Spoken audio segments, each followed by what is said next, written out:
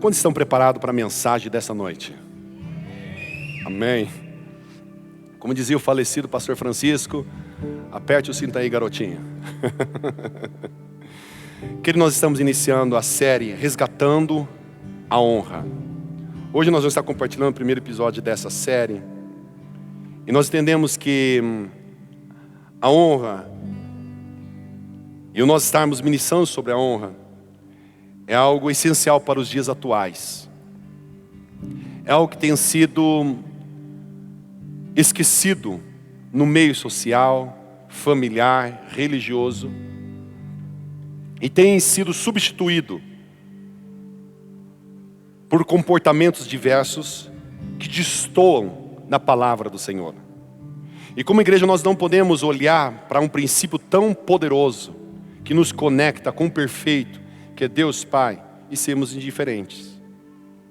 Então, como igreja, nós temos que ser cuidadosos em perceber o que está sendo desgastado, o que está sendo perdido, o que está sendo negociado, e nós trabalharmos exaustivamente, através do Espírito Santo, da exposição da palavra, no coração da igreja.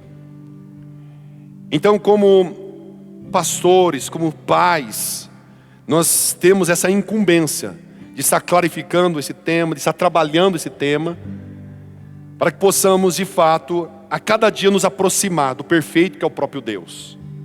Porque eu entendo que quanto mais eu pratico os princípios, mais eu me aproximo de Deus.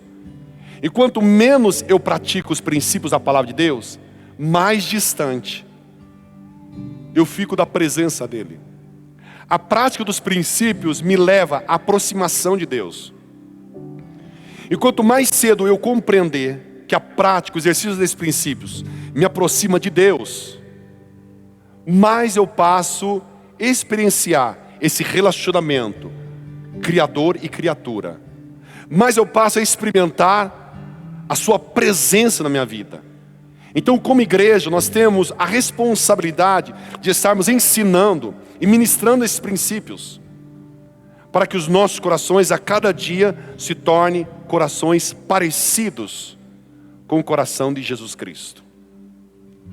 Porque essa é a missão da igreja, não somente conquistar pessoas que são às margens do cristianismo, mas ensinar as pessoas a ter um coração semelhante ao de Cristo Jesus.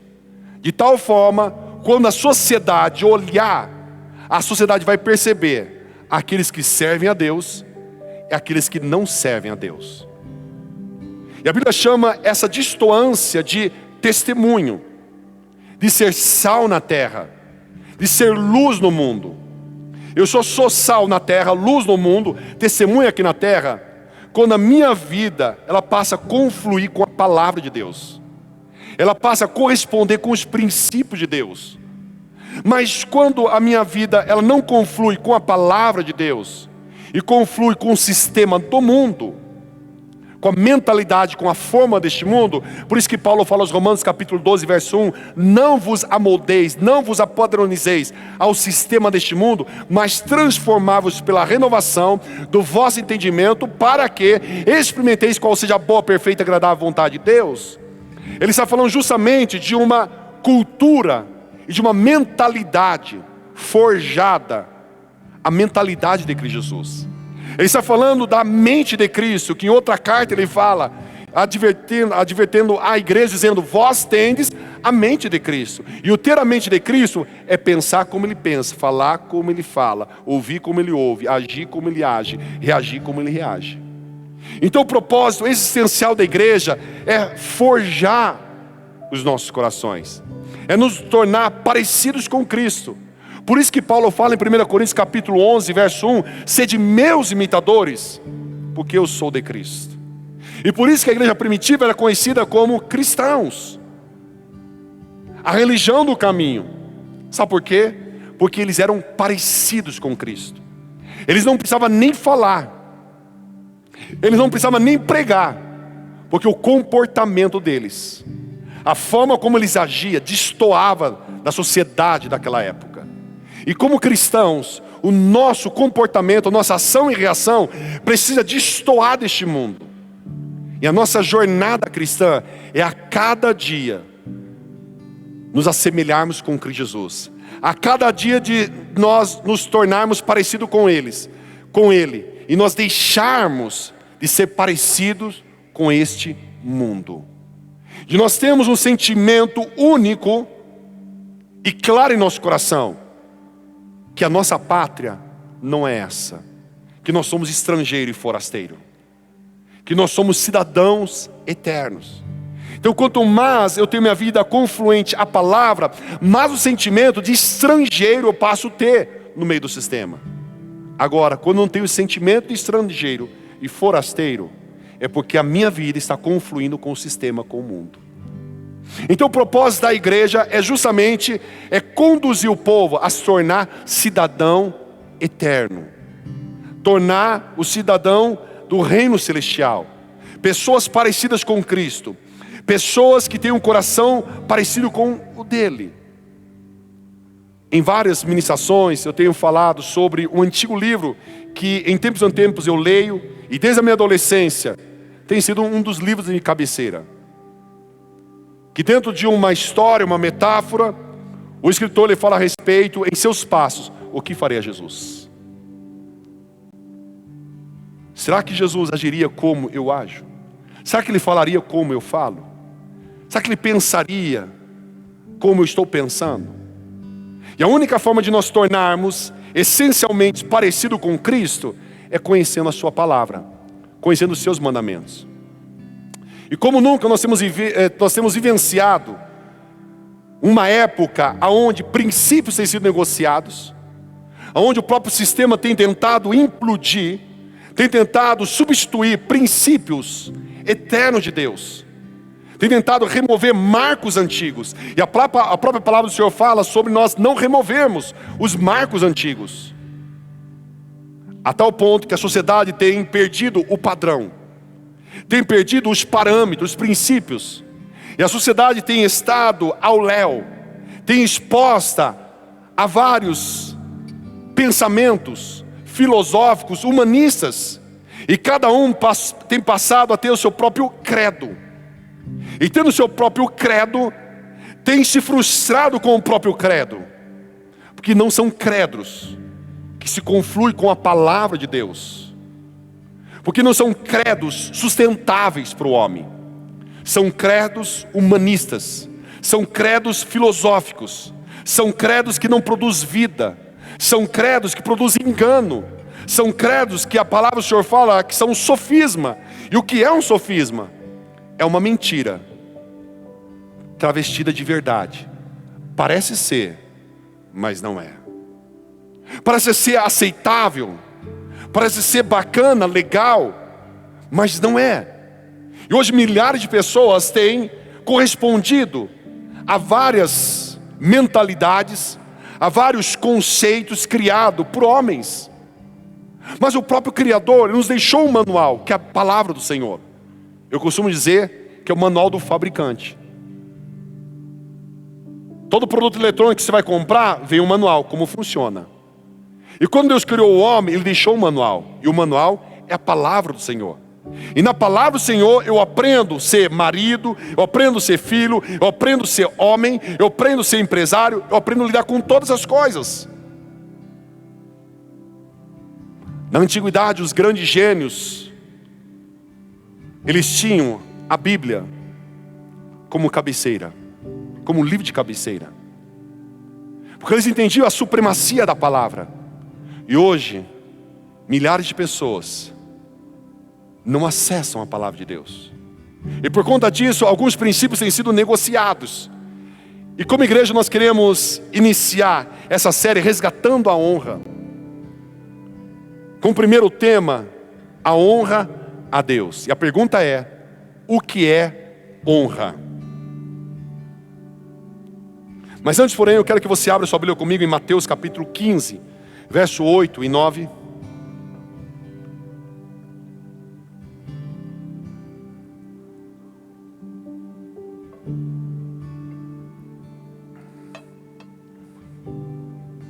Aqui Jesus está sendo abordado pelos fariseus e escribas no que diz respeito aos seus discípulos Porque dentro da cultura judaica havia uma tradição, e era um rito que eles tinham de higiene, de lavar as mãos. Aí eles percebem que não há um rito no meio dos discípulos de Jesus de lavar as mãos. E eles começam a questionar Jesus a respeito desse rito, dessa tradição. E Jesus aproveita o gancho e ele traz um confronto, como em outras vezes. E quando você vai estudar os fariseus, os escribas daquela época, eram pessoas extremamente religiosas. O que é uma pessoa religiosa? É uma pessoa que diz: faça o que eu mando, mas não faça o que eu faço. A pessoa religiosa é aquela pessoa que vive por aparência, mas o seu coração destoa da verdade. É aquela pessoa que é um artista, é a pessoa que tem uma máscara. A pessoa religiosa, ela tem um comportamento temporal em ambientes religiosos. A pessoa religiosa é uma pessoa que ela performa diante da sociedade quando está em um ambiente religioso. Mas quando está no seu secreto, o seu secreto destoa daquela performance, daquela casca, daquela arte que ela apresenta. E Jesus faz uma comparação dizendo: olha, vocês são sepulcros caiados. Sabe por que sepulcros caiados? Eles preparavam todo o sepulcro daquela época. E olhava, era um sepulcro bem arrumado. Mas só que estava dentro do sepulcro, era um morto em putrefação. Trazendo uma linguagem mais contemporânea, Jesus estava dizendo: por fora vocês são bela viola, mas por dentro vocês são pão bolorento. Jesus estava confrontando a religiosidade deste povo. E aqui no texto, capítulo 15, verso 8 ou 9 de Mateus, ele diz: este povo me honra com os lábios, mas o coração está longe de mim. Em vão me prestam cultos, pois o que ensinam são mandamentos humanos. Quando ele fala sobre mandamentos humanos aqui, ele está falando da tradição. Os judeus, os fariseus, escribam naquela época, chegaram a um ponto deles negociarem os mandamentos com a tradição. Ou seja, a tradição falava mais alto que os mandamentos. Aquilo que era para eles estarem observando, eles negociaram. E eles começaram a levar a fio a tradição. Eles tinham seus corações totalmente distantes de Deus. E essa história de distanciamento, de desonra a Deus, não era uma história que estava acontecendo no momento onde Cristo estava lá, naquela época. Os judeus sempre tiveram essa dificuldade, por conta da permissividade da cultura daquela época, a permissividade do paganismo que havia naquela época, de outras culturas que não cultuavam a Deus, e que eles permitiam a introdução de outros deuses, outras práticas, a tal ponto que Deus usa um dos profetas dizendo: ó povo contumaz, inconstantes, até quando vocês vão cochear em dois pensamentos? E Jesus, em outros momentos dos evangelhos, ele fala assim: não tem como de uma fonte botar água doce e salgada, não tem como servir dois senhores. Ele diz: casas divididas não subsiste. Então você percebe Jesus em vários sermões, em várias pregações, ele sinalizando, dizendo: olha, vocês tentam confluir. E se você estudar a história da igreja, você vai ver que os homens tentavam de todas as formas confluir o gnosticismo, o paganismo com o cristianismo, com o judaísmo. E Paulo, por várias vezes, ele ensinava a igreja dizendo: não tem como. Ele escreve aos Gálatas dizendo: olha, Gálatas insensatos, quem vos fascinou para novamente retrocederem? Eu que por de novo sinto dores de parto, até que Cristo seja formado em vós. Vocês sabem bem do princípio que eu tenho ensinado a vocês, os mandamentos que eu tenho compartilhado a vocês. Então a gente percebe a recorrência do reino das trevas, do próprio sistema, tentando roubar princípios, tentando conduzir a humanidade a negociar princípios. E como nunca, aí eu creio que é alarmante o que nós estamos vivendo, e não a nível de Brasil, como do mundo, como o inimigo tem tentado implodir e conduzir a sociedade a uma negociação de princípios, com um jargão para o bem de todos. Eu costumo dizer, o diabo jamais vai chegar para você e falar assim: eu sou o diabo, eu vim aqui para destruir você. Eu quero que você imagine, se o diabo aparecesse para você e dissesse: eu sou o diabo, e minha vontade é acabar com o teu casamento, acabar com a tua vida, acabar com as suas finanças, acabar com tudo. A pergunta é, você diria: uau, que legal, pode vir, diabão. Você seria o primeiro a falar assim: Jesus, tem misericórdia de mim. Mas o diabo, ele não vem dessa forma. O Paulo, quando ele traz uma descrição de outros mandamentos, outros preceitos, outras ideologias, ele diz que ele é capaz até mesmo vir como anjo de luz. Ele diz: seja anátema.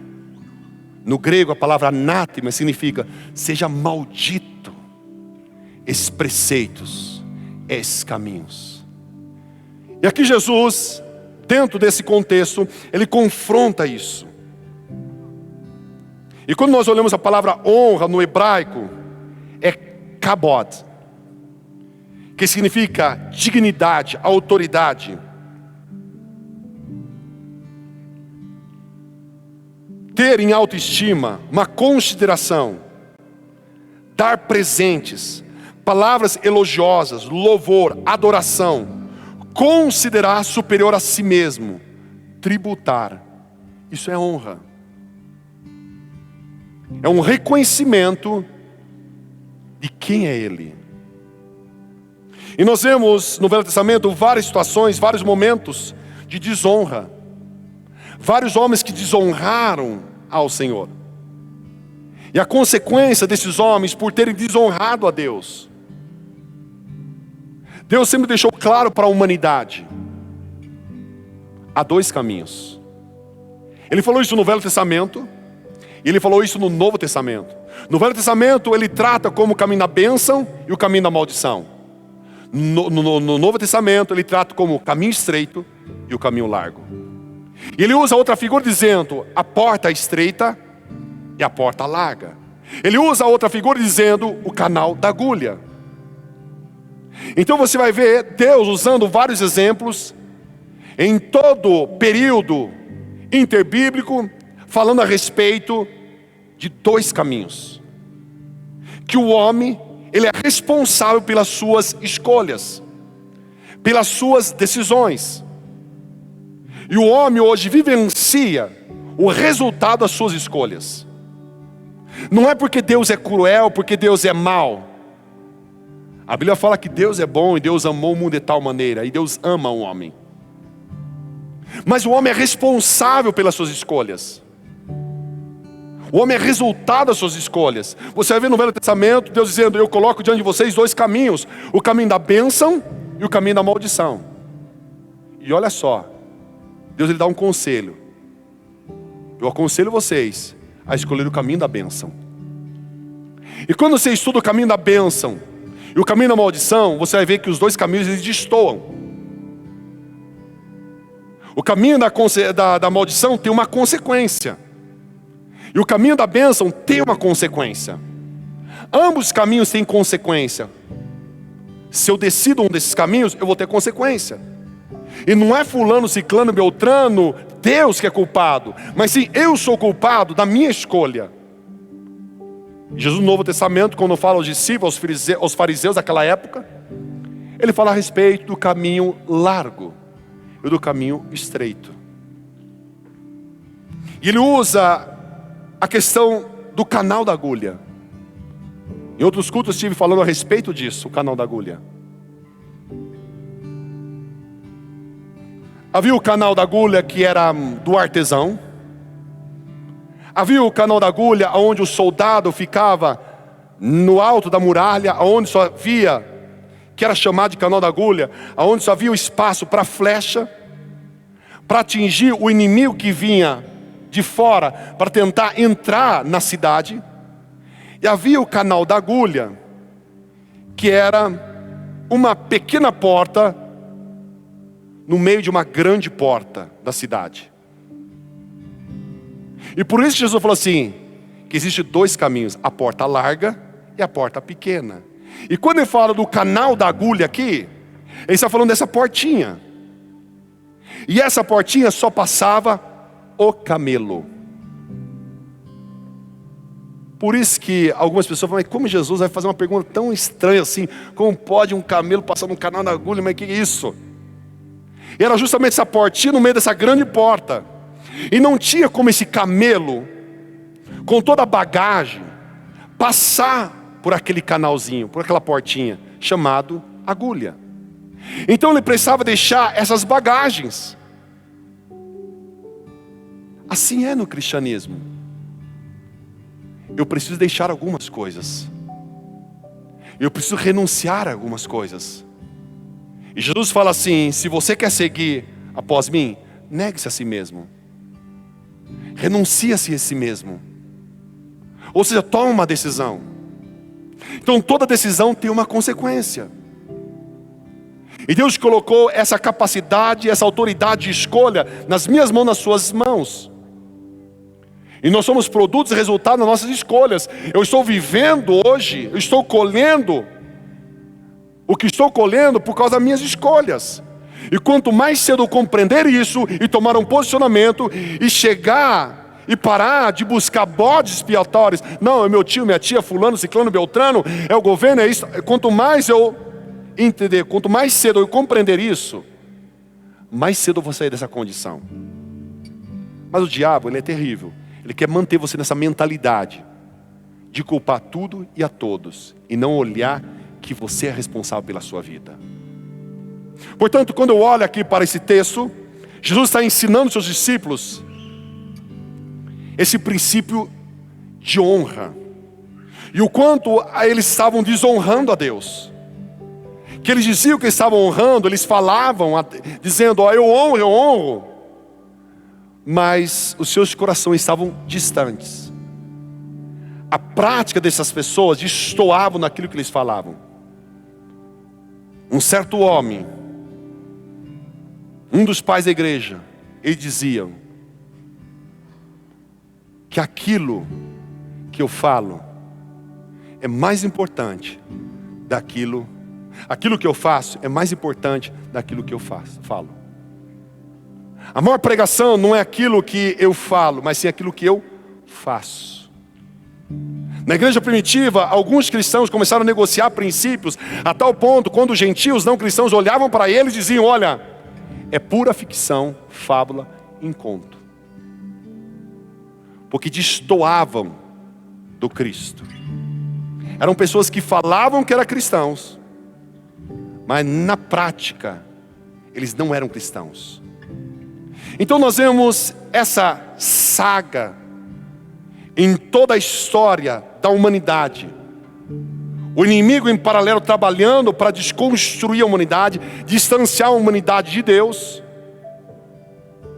E a humanidade se vendendo aos contos, às fábulas do reino das trevas, negociando princípios. E aqui Jesus está diante de um cenário de confronto, enfrentamento aos princípios que ele carregava e lhe ensinava.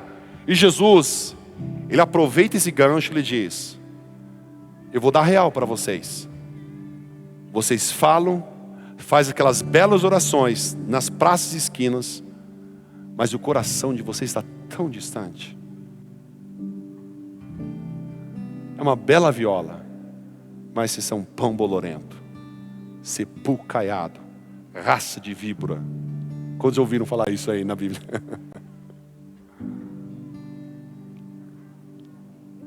Honra. Em 1 Samuel, capítulo 2, verso 30, Deus fala sobre uma promessa de honra a uma família. E por conta da desonra dessa família, a escolha dessa família em desonrar, desencadeou um legado de desonra. E que nunca mais essa família seria honrada, por conta da escolha dessa família. Os netos e bisnetos viveriam de geração a geração sendo desonrados. Eu quero que você observe esse texto. É muito sério quando se fala sobre honra. Por isso é que o oráculo de Yahvé, eu peguei uma versão da Bíblia de Jerusalém. Talvez alguns termos não são parecidos com a sua versão, mas eu achei essa versão muito boa para traduzir a essência dessa declaração. Então o texto diz: por isso é que, oráculo de Yahvé, Deus de Israel, eu disse que a tua casa e a casa de teu pai andariam na minha presença para sempre. Mas agora, o oráculo de Yahvé, longe de mim tal coisa, pois eu honro aqueles que me honram, e os que me desprezam serão tratados como nada. E quando eu olho no Velho Testamento, eu vejo vários personagens que receberam promessas e têm uma vida de ascendência, uma vida abençoada, mas eles negociaram os princípios. Nós vemos o caso de Sansão, nós vemos o caso de Diná, nós vemos o caso de Davi, do próprio Davi. Por conta da desonra, o que ele sofre, o que ele experimenta. Nós vemos vários personagens, o caso da esposa de Ló. Quando ela se converte em uma estátua de sal, Deus falou assim: não olhe para trás. Quando eu estiver destruindo Sodoma e Gomorra, as duas cidades, não olhe para trás. Mas o seu coração estava tão apegado naquilo, que ela abriu mão do princípio da obediência e honra a Deus. E ela se converteu em uma estátua de sal. E nós poderíamos relatar várias pessoas do Velho Testamento, do Novo Testamento, que desonraram a Deus. E por conta da desonra, sofreram as consequências. O próprio povo de Deus, quando eles negociaram o culto a Deus com o culto de vários outros deuses, eles tentaram trazer uma ideologia do universalismo naquela época, de adorar vários deuses, dizendo: olha, é o mesmo Deus, o importa que fala todos os deuses, todos os caminhos levam a Deus. Mas quando olha a Bíblia Sagrada, a Bíblia não diz isso, que todos os caminhos levam a Deus. A Bíblia é minha regra de fé. A Bíblia é a regra de fé do cristão, daqueles que professam ter a fé em Cristo Jesus. E quando eu estudo a Bíblia Sagrada, eu entendo que, pela palavra de Deus, que todos os caminhos não levam a Deus. Jesus, ele declara dizendo, você vai lembrar dessa mensagem, dessa declaração de Jesus: eu sou o caminho, eu sou a verdade, eu sou a vida, eu sou a porta. Ninguém vai ao Criador, ninguém vai ao Pai, a não ser através de mim. Em outras palavras, Jesus está dizendo, dentro de uma época onde o gnosticismo, o paganismo era forte, está dizendo: olha, todas essas religiões não vão conduzir vocês à eternidade com Deus. Não pense dessa forma. Tem aparência de espiritualidade, tem aparência de palavras bonitas, tem aparência de práticas, de caridade, mas isso não vai conduzir vocês. O que vai conduzir vocês é tendo a fé em Cristo Jesus, é nele, por ele, através dele, todas as coisas, porque ele é o caminho, ele é a verdade, ele é a vida, é a palavra do Senhor. Ele é a porta. E o povo de Deus, por negociar princípios, eles foram levados para a Babilônia, 70 anos. A pergunta é: Deus queria isso para o povo dele? Sim ou não? Você acha que Deus tinha prazer nisso? Sim ou não? Não. Mas por que o povo foi para a Babilônia? Não é porque Deus escolheu. O povo escolheu ir para a Babilônia. O povo escolheu ser escravo. O povo escolheu a consequência. Toda consequência em nossas vidas de maldição, todas as consequências ruins em nossas vidas, Deus não tem nada a ver com isso. Tem a ver com a minha escolha. Como os antigos diziam assim, é fácil jogar peteca para Deus. É fácil jogar para Ele a culpa e não assumir minha culpa. Eu sou culpado. Eu sou responsável. E o povo de Deus estava literalmente responsável. E a história diz que toda a cidade foi destruída, as portas foram queimadas. A lei, ela foi destruída. O povo foi levado a trabalhar forçosamente. As virgens, elas foram violadas na época. Os babilônios casaram com muitas delas. Os velhos foram obrigados a trabalhar. Os jovens, robustos, tiveram que trabalhar no moinho. Então era uma vida de escassez, de tristeza. E você vai entender o livro de lamentação de Jeremias. Uma das declarações diz: caiu-se a nossa coroa. Ai de nós, porque pecamos. Fomos colocados como provérbios entre as nações. Nos tornamos cantigas de bêbados. Eles perguntam para nós: aonde está o Deus de Israel? Eles viraram chacotas, piadas por conta das escolhas deles. Eles estavam próximos ao rio de Quebar, com as suas harpas penduradas nos salgueiros, nas árvores. E passavam os babilônios dizendo: olha, cante o cântico de Sião. Eles diziam: como cantaremos cântico de Sião, se nós não estamos em Sião?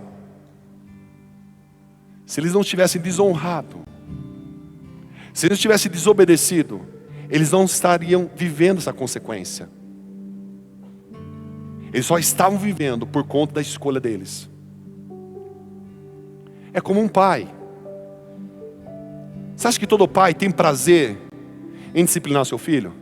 Qual é o pai que tem prazer em falar assim: uau, é hoje, cheguei em casa, vou disciplinar meu filho, que legal, é hoje. Gente, nenhum pai tem prazer. Deus não tem prazer nisso. A questão é porque acontece a disciplina num filho, ou porque acontece a disciplina na humanidade. Não é porque ele quer, é porque a humanidade escolhe. Ela escolhe a disciplina, ela escolhe a vara, ela escolhe o juízo, ela escolhe as consequências. E quanto mais cedo eu entender que eu sou responsável pelas minhas escolhas, o que eu estou vivendo é resultado das minhas escolhas, mais cedo eu vou amadurecer, mais cedo eu vou crescer, e eu vou vivenciar as promessas do Senhor. Atitudes que desonram a Deus é algo que a igreja precisa compreender como nunca, que a sociedade precisa compreender. Uma das atitudes é a recorrência do pecado.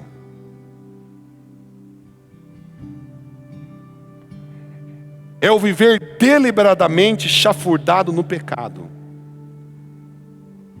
É uma desonra. Porque quando eu entendo o princípio da honra, a palavra do Senhor diz: aquele que peca não peca mais.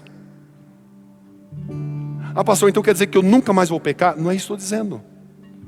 A palavra do Senhor diz: se aquele disser que não peca, já está pecando porque está mentindo. O que a Bíblia fala sobre recorrência. As minhas falhas, elas têm que ser acidentes. E o que eu estou falando aqui, não estou incentivando você aos acidentes. Pelo contrário, estou simplesmente separando as coisas aqui. Porque quanto mais eu me aproximo de Jesus, mais eu passo a ter a ação e a reação de Jesus Cristo. Então o que desonra a Deus é a recorrência da mesma prática. É o mesmo pecado todo dia, toda semana, todo mês. E essa desonra, olha o que o texto diz: aqueles que me honram serão honrados, aqueles que me desonram serão desonrados. Leva a consequências, porque eu estou escolhendo isso. O segundo ponto é eu ministrar o corpo de Cristo em pecado. É eu ministrar um connect, eu ministrar um fellowship, eu ministrar um louvor, eu ministrar a minha casa, eu falar de Jesus, vivendo em pecado. Isso é desonra.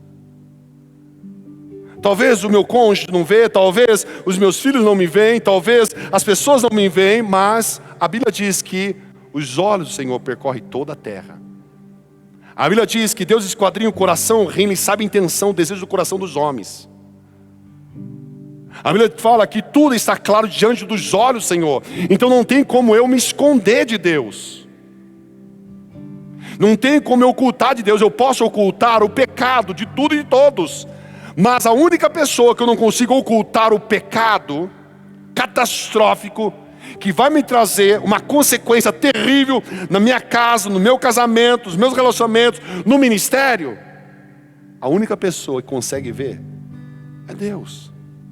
Por mais que eu tenha uma habilidade artística de performar que eu sou o cara religioso, o cara fiel, o homem legal e bacana, com toda a moralidade, e tenho minhas palavras de moralidade, tenho minhas palavras de princípios e palavra, por mais que eu venda essa ideia, e as pessoas acreditem, Deus sabe. Então honra fala do meu coração. Por isso Jesus fala assim, ó, vocês falam isso, mas vocês desonram com o coração de vocês. Eu conheço vocês. Não tem como se esconder de Deus. Diga a pessoa que está ao seu lado, não tem como se esconder de Deus. O terceiro ponto, nas escolhas das prioridades. No que é mais importante para você. Sabe, queridos, quero chamar sua atenção para algo assim tão importante que nós, como igreja, como cristãos, nós precisamos entender. Tem coisas também que não são pecado, sabia disso? Mas por elas estarem fora da ordem de prioridades, é uma desonra. Sabia disso? São coisas que não me levam para o inferno. São coisas que não é pecado. São coisas que são legítimas. Tem o seu valor. Mas quando elas são colocadas fora de prioridades, é desonra a Deus. Por isso que Jesus fala em Mateus 6,33: buscai primeiramente o reino dos céus e toda a sua justiça, as demais coisas serão acrescentadas. O que Jesus estava dizendo? Está falando sobre prioridades. Jesus está falando sobre Ele em primeiro lugar. Ele em primeiro lugar. A minha família, que acaba confluindo com o corpo de Cristo, que é a igreja. Porque não tem como eu desassociar, não tem como eu separar o corpo de Cristo da minha família, porque eu, através da minha confissão em Cristo Jesus, eu passei a fazer parte do corpo de Cristo. Eu sou um membro do corpo de Cristo. Mas hoje nós vivemos uma época de inversão de valores, aonde o pão é dado para o sistema e os farelos do pão é dado para Deus. E sabe o que a Bíblia fala? Que o farelo do pão é dado para os cachorros. É forte o que você está dizendo. Nós tratamos Deus como um cachorro quando nós alteramos a ordem dos valores. Jesus, ele confronta aquela estrutura religiosa, performática da época, dizendo: buscai primeiramente o reino dos céus e toda a sua justiça, as demais coisas serão acrescentadas. Está dizendo, quando eu coloco essa estrutura de prioridades em ordem, porque em 1 Coríntios, capítulo 14, ele diz que Deus é um Deus de ordem. O livro de Provérbios, ele diz: pondera a vereda dos teus pés e todos os teus caminhos serão ordenados. Ele fala sobre uma ordem. Então, quando eu coloco em ordem as prioridades, automaticamente eu passo a usufruir do efeito dessa ordem. Porque Deus jamais vai abençoar uma vida em desordem. Você consegue entender? Deus, como Deus Criador, Ele jamais vai negociar um princípio dizendo: olha, coitadinho, eu vou abençoar ele está em desordem, ele gosta de andar em desordem, eu vou abençoar ele. Não. Deus se movimenta em princípios. Deus se movimenta em leis. E esses princípios são eternos. Ou seja, não existe, como sempre tem dito, jeitinho brasileiro com Deus. Deus, só hoje. Deus não é corrupto. Deus não age politicamente correto. Deus é justo.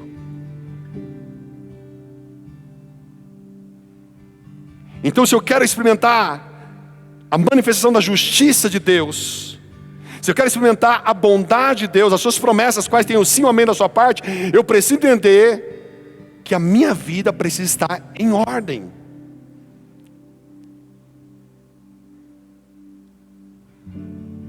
Prioridades.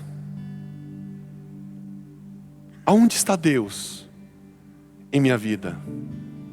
Será que Deus, Ele só se torna Deus quando acontece um funeral? Quando acontece a realização de um casamento? Quando eu estou em um hospital, internado, e de repente um médico olhou para mim e falou: olha, nós estamos fazendo tentativa aí, todo diagnóstico, e não sei o que vai acontecer. Meu Deus, chama alguém para fazer uma oração forte para mim aí. Será que Deus é só isso? Uma vara de condão, um pozinho mágico?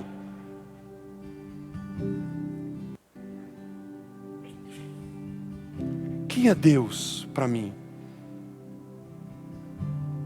Quando estou passando uma necessidade financeira, Deus, por que você está me deixando passar por isso? Meu Deus, olha só, se o Senhor fosse Deus, eu não estaria passando por isso. Se eu fosse Deus, eu não teria perdido isso. Agora estou comendo pão e mortadela, estou comendo pão e ovo.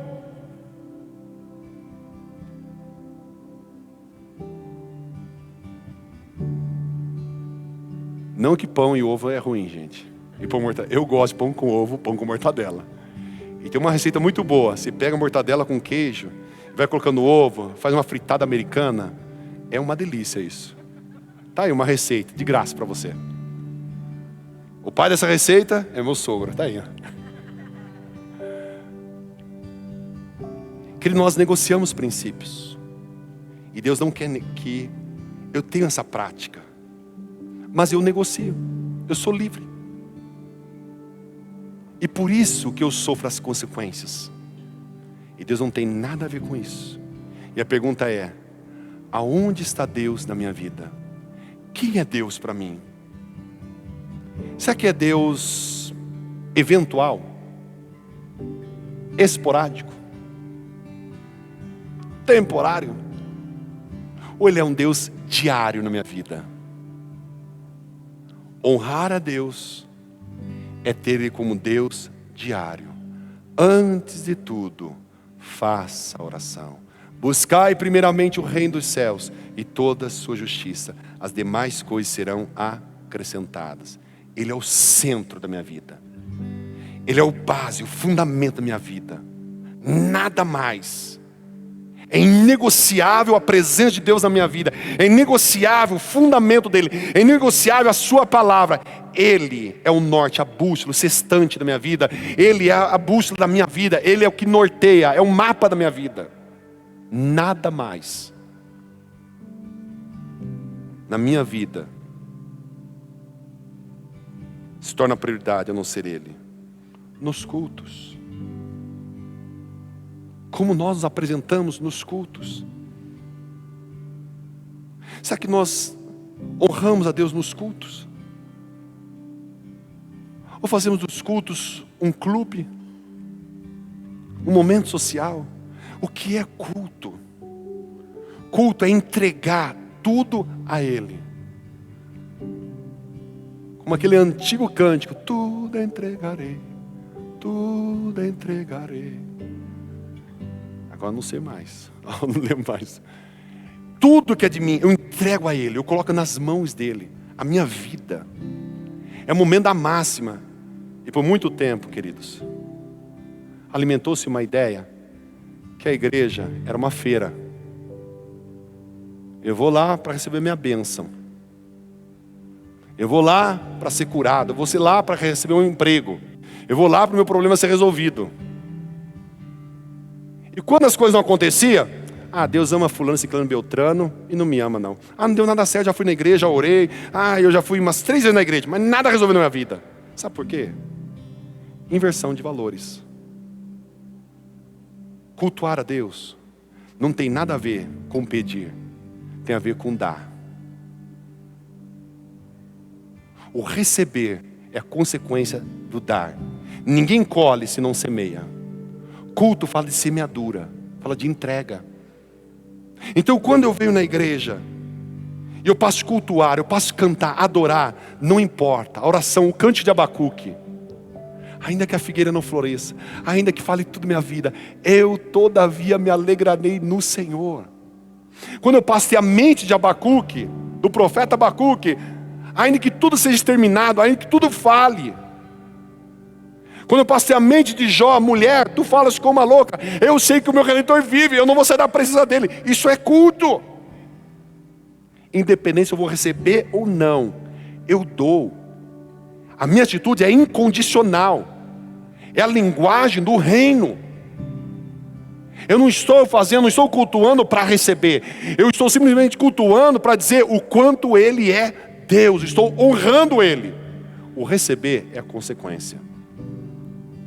Os milagres, as intervenções de Deus é a consequência da minha entrega.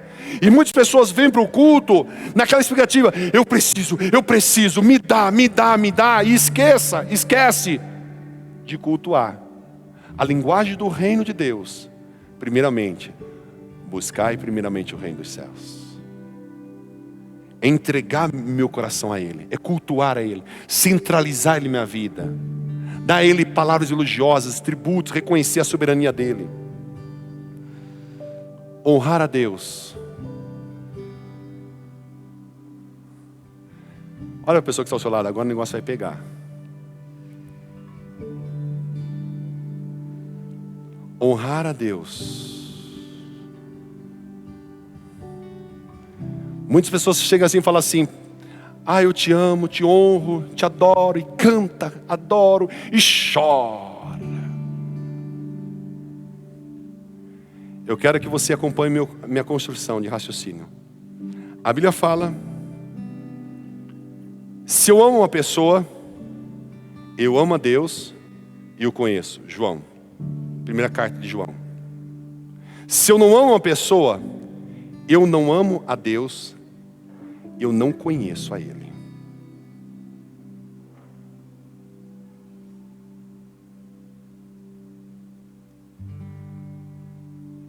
Certa feita, Jesus,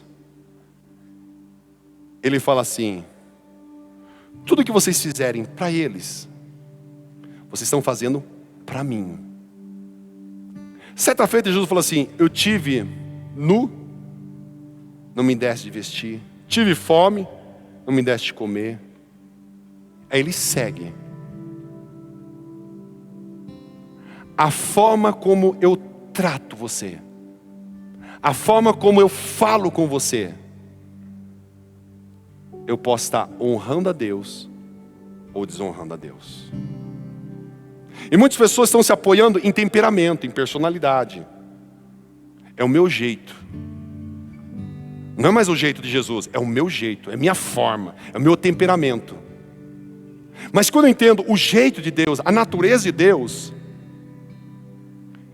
eu honro as pessoas. Porque eu entendo, tudo que eu faço para você, estou fazendo para Ele. É muito fácil eu falar, eu honro a Deus. Mas a maior prova da minha honra a Deus, que Deus está em primazia e que Ele é digno de todo louvor, toda honra e toda glória, é através da minha ação e reação com você, com a sua humanidade, quando você falha comigo.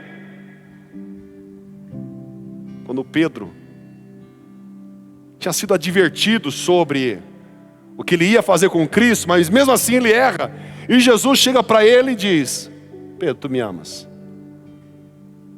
Pedro, tu me amas? Pedro, tu me amas? Apacenta as minhas ovelhas. A maior lição de honra, a maior lição de amor, incondicional. Eu não honro você porque você me honra. Eu não amo você porque você me ama. Eu não perdoo você porque você me perdoa. É porque eu sou inteligente. Porque eu entendi a palavra. Eu entendi a oração do Pai Nosso. Perdoai as nossas dívidas, Pai Celestial, assim como nós perdoamos as pessoas. Eu entendi a dinâmica do reino de Deus. Você vai perceber o mecanismo no reino de Deus. É dando que se recebe. Ah não, se não vier pedir perdão para mim, então. Ah, se não vier aqui, ó. Sou italiano de sangue azul aqui, misturado com alemão, polonês, ucraniano, e aí vai. Sou casca grossa, faca na bota. E mais o temperamento aqui é um shake da minha humanidade. Aí Jesus pega tudo isso aí e fala assim: isso tudo aí não vai te levar a lugar nenhum.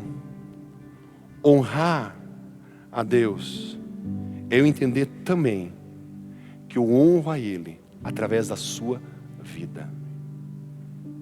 A forma como eu comunico as coisas a você. Pastor, eu estou falando a verdade. Já viram aquelas pessoas? Pastor, eu falei a verdade. E realmente você olha assim e fala: falou a verdade mesmo, está certo, falou a verdade. Mas o problema não está na verdade, está na forma. Diga a pessoa que está ao seu lado: o problema não está na verdade, está na forma. Eu não erro na verdade, eu não desonro na verdade, eu desonro na? E quem estou desonrando? A Deus. Se eu não tratar as pessoas como Deus trata, estou desonrando Ele. Então eu tenho que entender que quando eu estou falando com você, eu estou lidando com uma situação com você, eu estou lidando com Jesus. Os meus olhos têm que transcender a tua falha, a tua humanidade. Porque você é um pequeno Cristo. Está em um processo de crescimento e maturidade. Porque é isso que a palavra diz. E quando uma pessoa aceita o Senhor Jesus, ela se torna cristão. O que é ser cristão? Parecido com Cristo. Então você está num aperfeiçoamento. Então a forma como eu lido com você é a forma que eu estou lidando com Ele. Então eu não posso sair xingando você, chutando você. Eu não posso sair tratando você como eu acho que deve ser tratado. Ele tem que ter uns olhos que transcende a tua humanidade, a tua falha, e consegue ver Jesus. E quando eu começo a ter esse olhar, a verdade do Senhor começa a libertar pessoas. Como eu trato com os nossos irmãos, como eu trato com o meu cônjuge, estou tratando com Cristo. A forma como você fala com a sua esposa, a forma como você fala com o seu marido, a forma como você fala com o seu pai, a forma como você fala com a sua mãe, a forma como você fala com os seus filhos, você está honrando a Deus e desonrando. Algumas coisas não acontecem porque eu não entendo esse princípio. Que esse princípio tem um desdobramento em todas as esferas sociais, em todas as esferas relacionais. Quando eu entendo isso, eu passo a desfrutar da bênção da honra. Há uma recompensa para a honra. E algumas coisas estão travadas porque eu desonro a Deus. Estou concluindo a mensagem. Em se tratando da família, 1 Timóteo, capítulo 5, verso 8 diz: se alguém não cuida dos seus, e sobretudo da sua própria casa, renegou a fé. Olha só, e é pior que incrédulo. A Bíblia está dizendo isso. É pior que incrédulo. Se eu não trato bem a minha esposa, se eu não trato bem o marido, se eu não trato bem os meus filhos, o meu pai, eu sou pior que o incrédulo. E sabe quem estou desonrando? Ele. Então, quando eu faço algo para você, estou fazendo para Ele. Jesus, Ele pega uma bacia d'água, uma atitude de escravo. Eu costumo dizer, o último degrau da liderança é servir. E era a função do escravo, do bastardo naquela época, não do dono da casa. E muito menos uma pessoa tão influente como Cristo Jesus, Filho de Deus. Ele se dobra e começa a lavar o pé de Pedro. Pedro, não, isso aqui não. Aí o que Jesus fala para Pedro: Pedro, se você não deixar eu lavar os seus pés, você não é digno. Porque é assim que funciona o reino.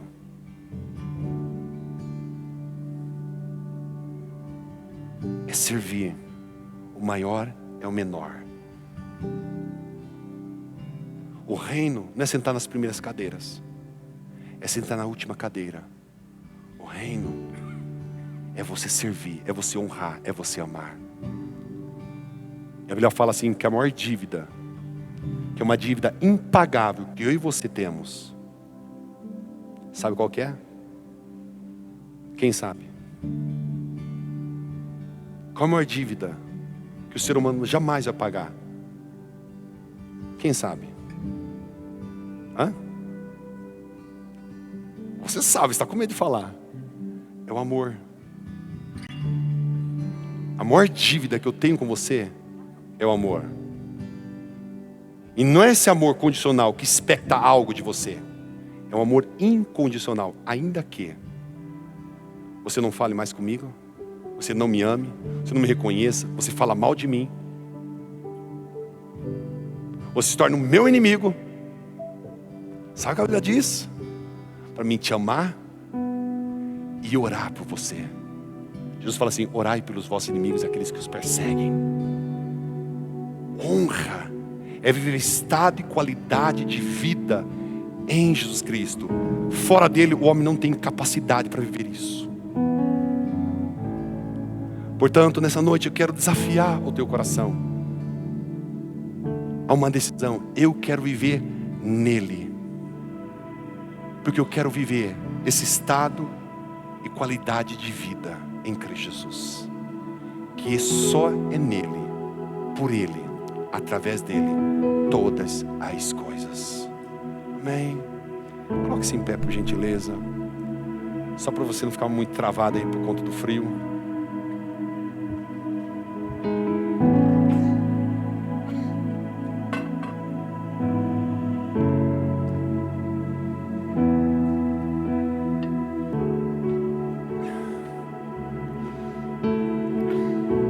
Por isso é que o oráculo de Yahvé, Deus de Israel, eu disse que a tua casa e a casa do teu pai andariam na minha presença para sempre. Mas agora, oráculo de Yahvé, longe de mim tal coisa, porque eu honro aqueles que me honram, e os que me desprezam serão tratados como nada. Quem é Deus para você? Quem é Deus para mim? Aonde está Deus na minha agenda pessoal?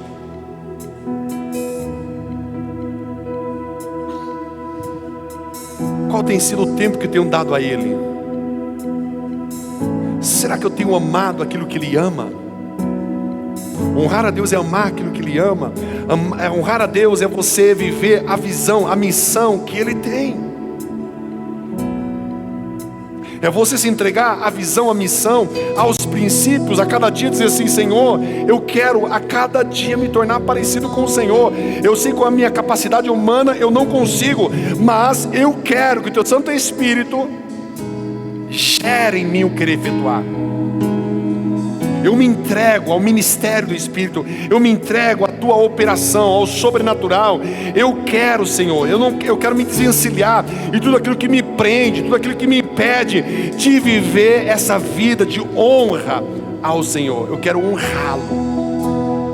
Não quero mais negociar os princípios, não quero mais banalizar os princípios. Eu quero viver essencialmente esses princípios na minha vida. Pai, como igreja nós estamos aqui, Senhor, abrindo os nossos corações.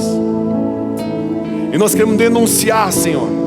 Queremos denunciar, Senhor, nossa falha, a nossa negligência. Queremos denunciar, Senhor, nossa procrastinação da responsiva aos princípios e à Tua palavra, Senhor.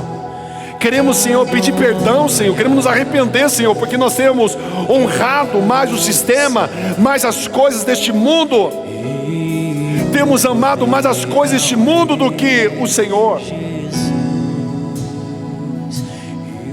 Não estamos aqui para ser melhor um do outro, não, Senhor. Nós estamos aqui para aprender a Tua palavra e crescer nela. Estamos aqui para nos arrepender, Senhor. Estamos aqui, Senhor, para crescer nela. E nós não queremos mais negociar esses princípios.